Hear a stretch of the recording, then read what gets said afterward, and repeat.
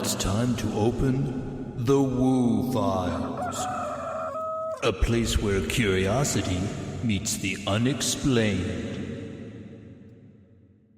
Hi, I'm Jenny, and welcome to the Woo Files. Today I'm sharing a personal story about the topic of spirit guides. People ask me all the time, do you really believe in spirit guides?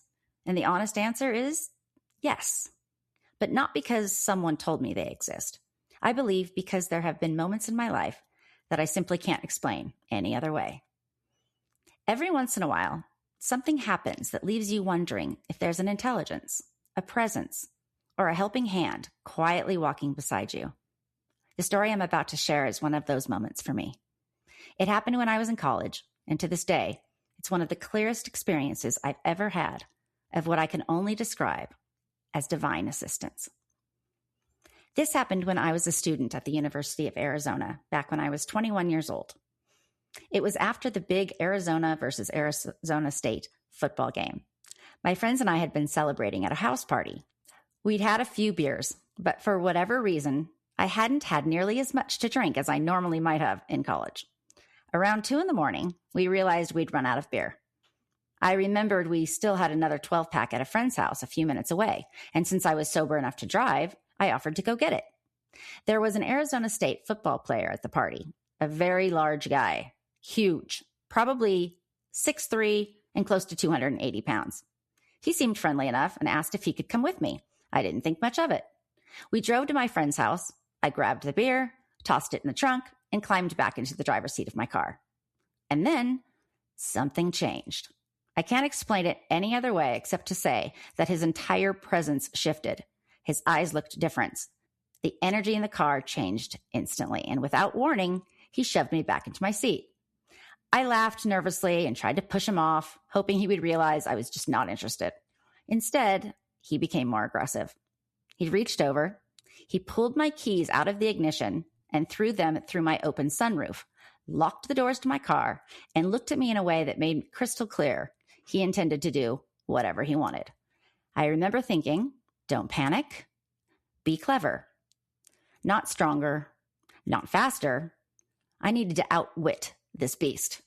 So I did something completely unexpected. I looked at him as though I was giving in, and then his shoulders relaxed. He smiled. He kind of thought he won. I began climbing across the center console toward him. But instead of moving toward him, I launched myself upward. And this is the part I can't explain. I didn't climb out of that sunroof. I didn't struggle through it. It felt like something lifted me, ejecting me. One instant, I was trapped inside the car. The next, I was airborne. I cleared the roof without hitting it or even touching the side of my car and landed on both feet, did not fall, besides the driver's side door, perfectly balanced. I imagine Wonder Woman. She knows she can do it, and so she does.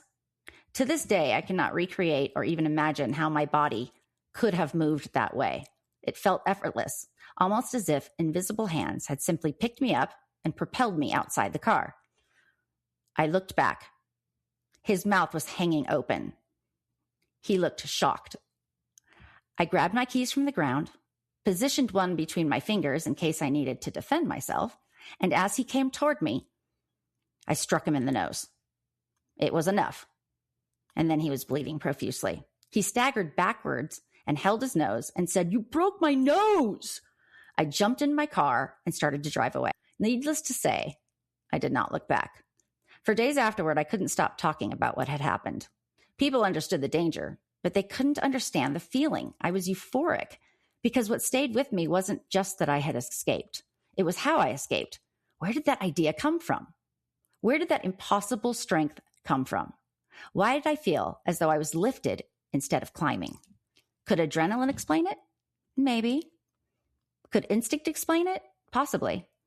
Or was there something or someone helping me that night? I can't prove it, but I know what I experienced. And whether you call them spirit guides, guardian angels, divine intervention, or simply the mysterious intelligence that sometimes appears when we need it most, I have never forgotten that night. And I know there really was an unseen guide, assisting me that night.